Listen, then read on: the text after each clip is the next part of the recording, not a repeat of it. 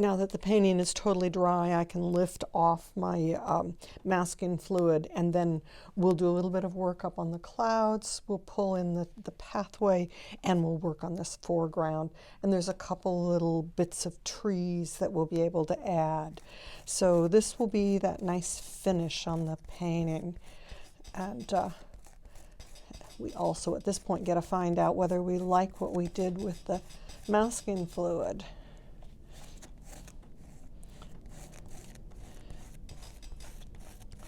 Oh, good. There are some holes through this. I was hoping there would be.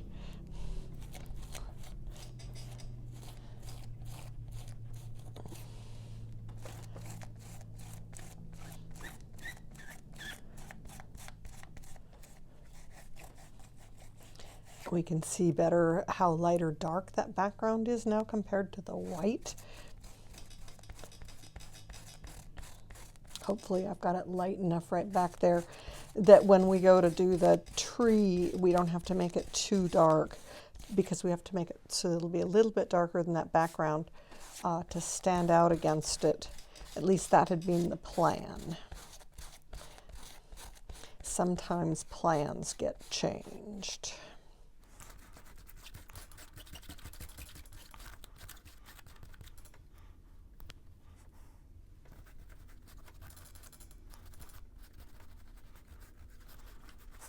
I always like seeing how this pops out of here, and it just looks so pretty up against the background.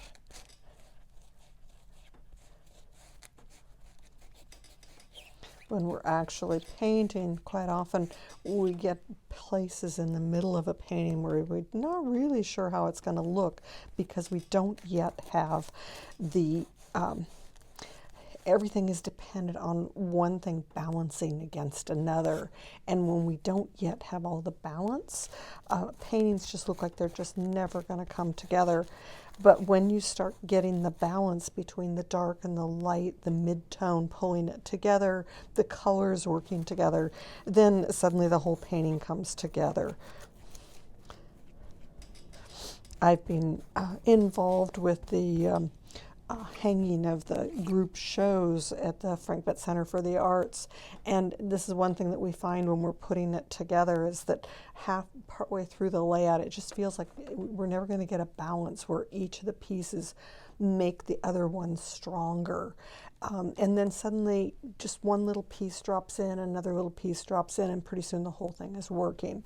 And I feel like paintings are like that too, where we get some base things put in. We go, oh yeah, okay, this dark's going to happen in here. That's going to be just lovely. Those clouds look beautiful against that sky. And then we have to start getting all the rest of it working together. So let's see what fun we can have getting this finished today. And I'm going to start with those clouds just because that's an easy thing to do, and they're up in the top out of my way. Now all I'm really going to need to do on these clouds is find some of those darker spaces on the back side of them, and just a little bit, not a lot. It's going to be basically that same blue, but it can be just slightly more purple. So I'm going to, I've got a mixture over here. I'll show it to you in just a second.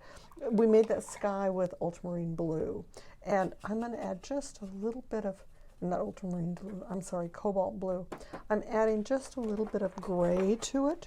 So my black mixture, which is ultramarine blue and burnt sienna. So I'm adding just a little bit of that to my cobalt blue to make it very slightly gray.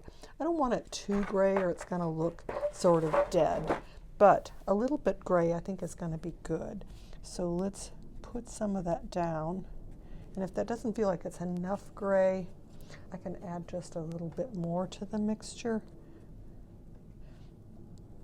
So once again, we're finding those sort of rounded shapes. And then I'm going to soften the edges of this, because if I don't soften those edges, so some of this cloud can be just a little bit darker than its background. If I don't soften those edges, I could leave them sharp like this. And in some places they might be really nice sharp like that. but I'm going to soften these down so that they have that feeling of cotton fluff.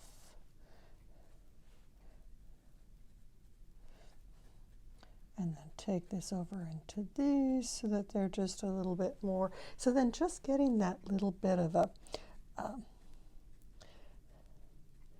edge to that cloud so that it has a dark side to it really, I think, adds a lot to the interest. And then this other side of the cloud, looking at my photograph.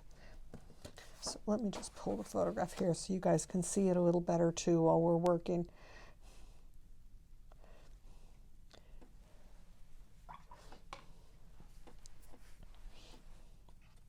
I still want this cloud lighter than its background, but I'm dulling it down just a little bit there. And then we've got a little darker patch, which is then going to come in and sort of grade into that cloud just a little bit. And maybe some more of this works through there. I don't want to lose too much of that white, but I just want the feeling of that being really puffy.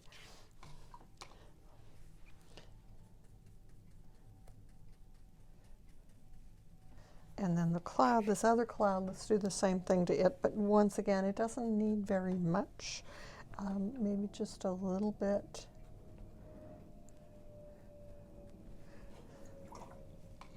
And then soften those out so that it looks round.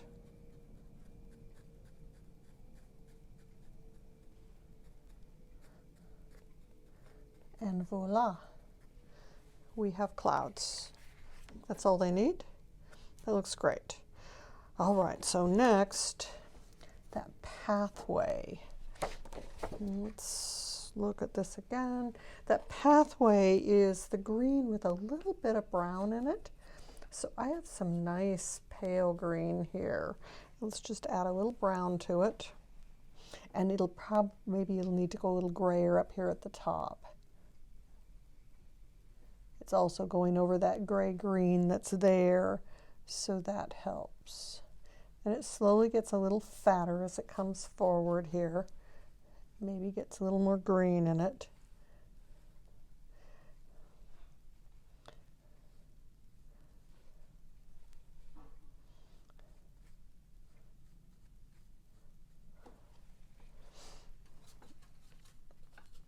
And then as it comes forward, I'm actually seeing a little dark side to it here, where you can see a shadow against the grasses.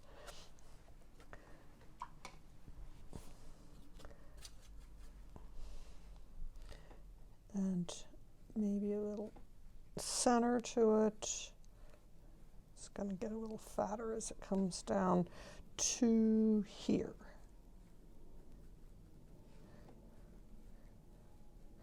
I can overemphasize it just a little bit from what it was to make that feeling of it going off into the distance more. So I really made this a little bit fatter in here than perhaps it was.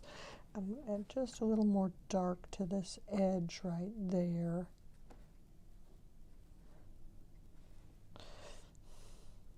And you know, in the photograph, there's actually a bush that's on the hillside where this guy dips down in. And then we have a tree which is still in shadow in the photograph, but here it's going to be a little bit, it's going to be silhouetting against a little bit lighter background.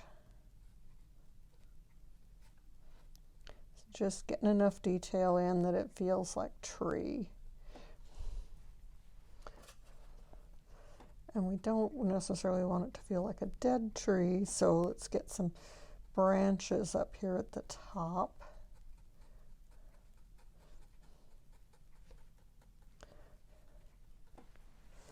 Okay, there we go. And maybe there's some bushes along in this area here that we can make just a little bit darker so that they stand out against that dark that's there. Okay, now, forward area. We're going to be going into a fairly pale green with some lighter spots. So I think what I should do to start with is to put a little bit of a pale yellowy brown down, and let's see. Yeah, we'll mix a little quinacridone gold with my burnt sienna. And then it's going to go down very thin. And is that going to be quite the right color? I almost feel like, let's try a little this other yellow in there. So this needs to go quite thin. So putting it thin, it makes it look like that yellowy shade.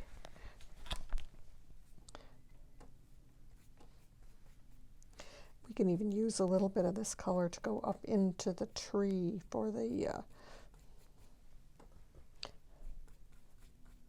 I'm just trying to follow the contour of the grass here. And the question becomes, do I want to drop some green into this while it's wet? And let's try a little bit. So I've got a beautiful little leaf green here. It's a very yellowy green. Okay, let's try just not solid in here. So I'm letting some of that goldy color come up through.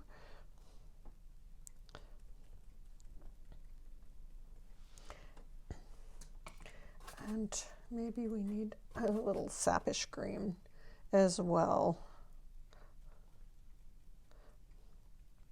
Just sort of using the side of my brush to pat the paint down on here so that I can get this feeling of unevenness. And we can actually have another hill here.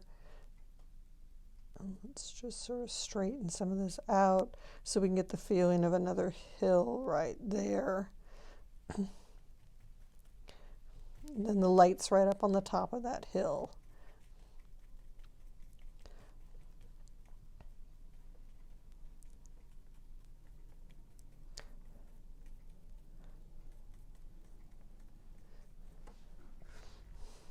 Probably going to need a little more darker green, and especially on this forward part of this. Let's just get a little more darker green in here. I could be doing this with a sponge as well, but I just want to get the feeling of it's sort of tufted grass that's in there. There's going to be a pathway running across through here too, but we'll paint that in later.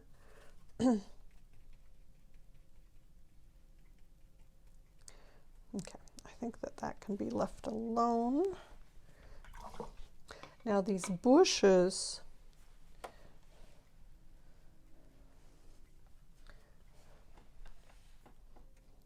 put a little brown in on here, and a little gray.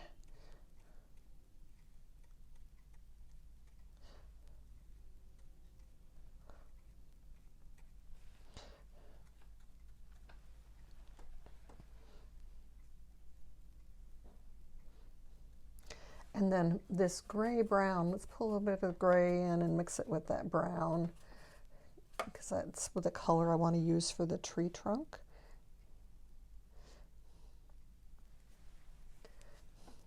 Some of this area needs to be really quite light, and other parts of it will actually darken down quite a bit, but let's start with the light part first.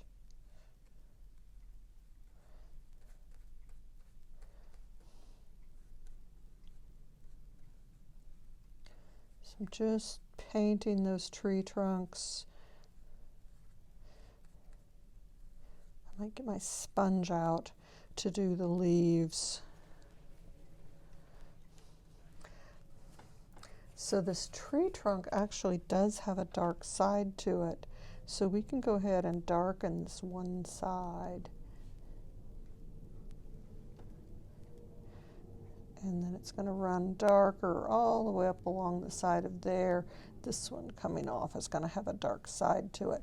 Then it's going to give it that feeling of sunshine coming in and across there. If you don't have a dark side to it, then it's going to look very flat and not all that interesting.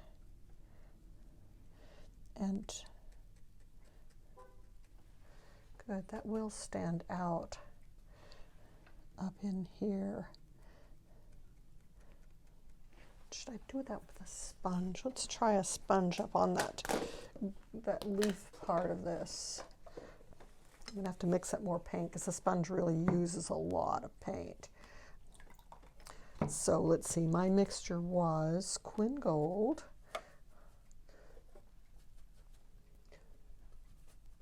burnt sienna,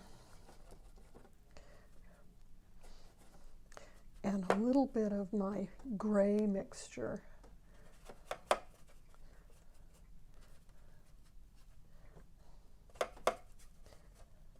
Which means a little touch of ultramarine blue going in here. There, that's better. And then let me thin this down just a bit more because I don't want that too dark when it goes in. This whole area is pretty light. I'm also seeing some of that looking slightly pink. I've got a, well, we'll do it after. I'll make a slightly pink version of this as well. Bring out my sponge so that it's just damp and nice. Okay.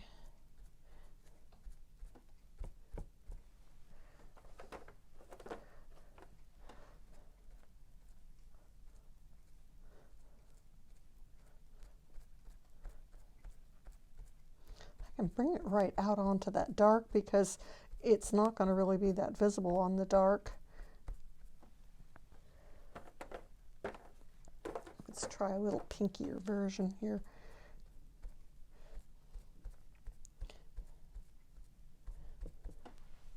When it gets up into the light area, then I'm going to have to be a little more careful about how I paint it on.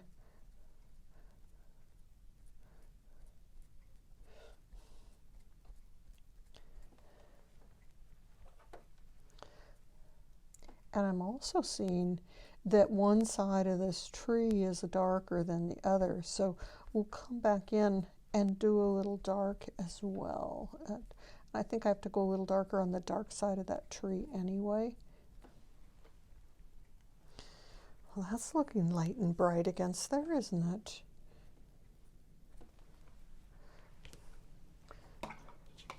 Now I'm going to mix a little bit darker version of that brown. So it's burnt sienna with Quin Gold added. Or if you don't have quinacridone gold, new gamboge would work. It's a little bit more opaque than Quin Gold, but it's still a similar color. Sort of a warm yellow is what we're looking for. And then I've added a little bit of burnt sienna, ultramarine blue to this to make a darker brown.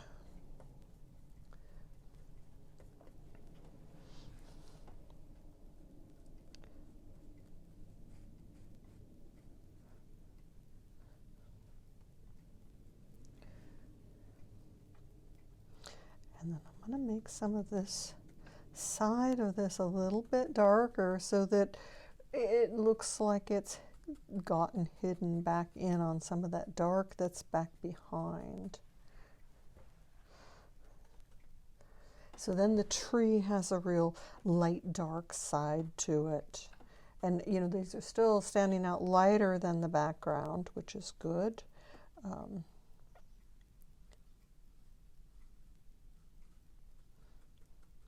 And then I can make some of that a little darker than that background so that it really does stand out.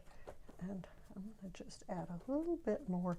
There's sort of, these are the new leaves coming in, and there actually is a little peachy, reddish tone to that.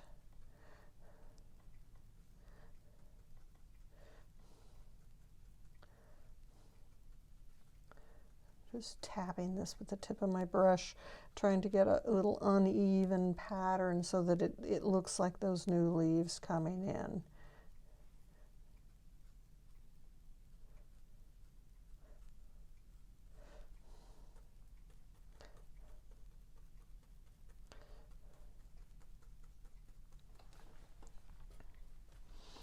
Let's get a dark side on this trunk.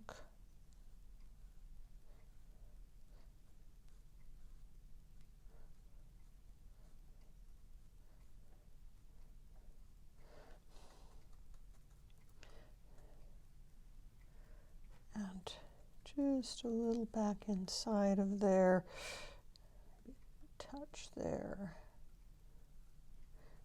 Get those just a little darker. So then we're dark against light, light against dark. And you know, I'm going to add a little more ultramarine blue to this, gray it down just a wee touch more.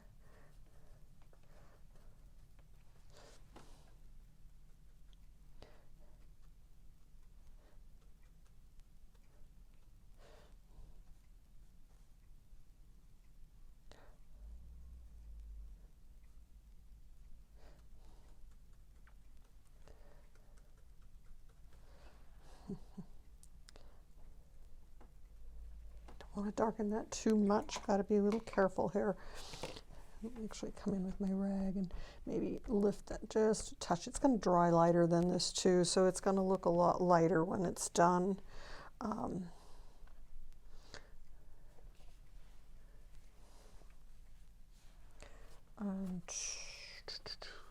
maybe a feeling of some bright green right in here.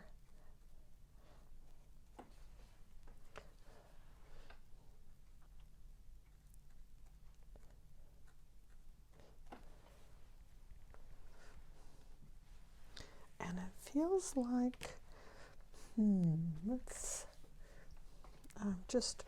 thinking about making a little bit of sort of a dark tree back in here to make this feeling that we've actually got this canyon running through here. So about where I had that one little dark spot, let's make a darker tree.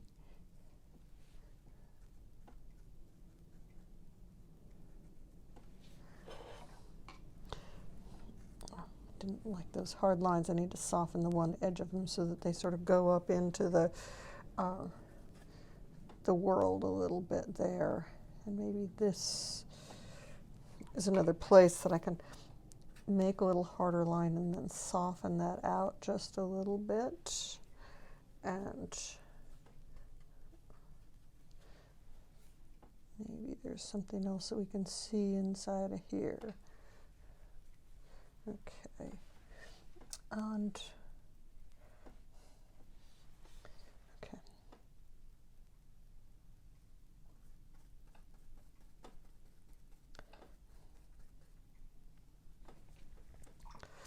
What I'm trying to accomplish here is that I'm seeing just a little lightness to the top of this one hill with it slightly darker back behind, and so I'm just darkening that some. Then that tree will sort of die back in there just a little bit more, and we'll just lighten right in front of it here a hair.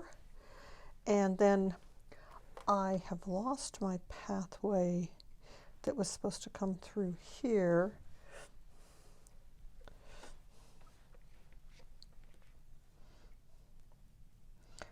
Coming through somewhere in this area.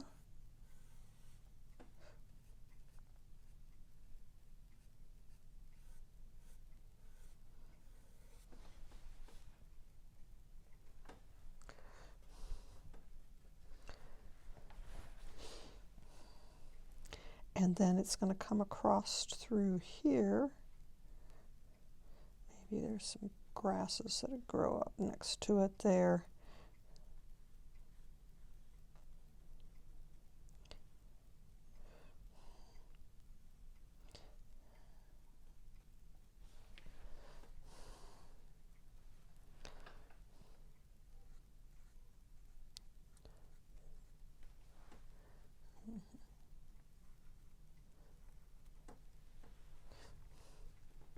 That's nice. It's even a little darker right there.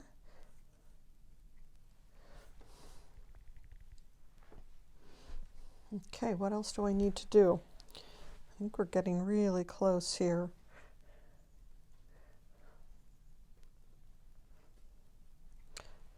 Just adding a few little bark color variations here. I like a little bit of what was already happening, and I'm just sort of accenting that a little bit more to make sure that we know that those are leaves going across through there and not a broken thing in the trunk.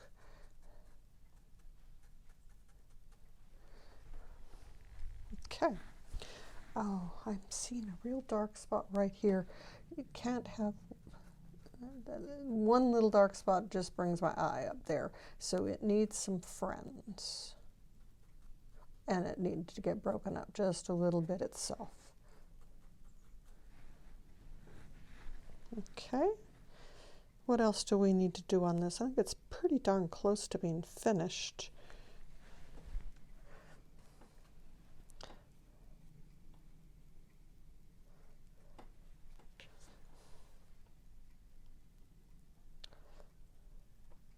Let the grass sort of come up through there a little bit.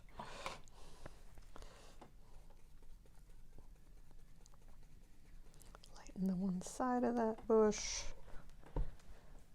Okay. I think I should stop on this. I think I should.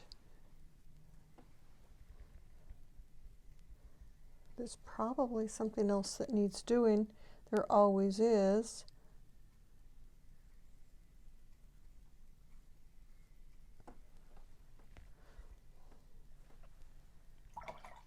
Okay, let's just declare it done. So we've got a light in the front and light on this tree, but with a dark area behind it that then makes it stand out. And then it's a little bit darker than those far hills, which also helps pull it off of that. The clouds have gotten a little bit of roundness to them by giving a little dark side. And the pathway narrow at the back, getting a little fatter as it comes forward. I think we've got this good enough. That's bothering me just a little bit, but I'm not sure I want to deal with it. I'm not sure I should deal with it. There's a softness to the hill back there that is really sort of nice in a way. Okay, so I am going to, and you know, once this totally dries, I could lift a few of these pencil marks where I didn't quite make it up to them so that they don't stand out as much. Down in here, they're all lost and gone and don't make any difference at all. So should this road have a little more oomph to it right there. Let's give it that roadway thing down in there.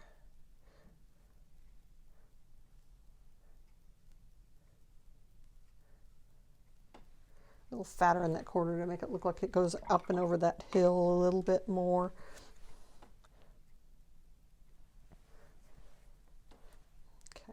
Okay, hopefully that does it.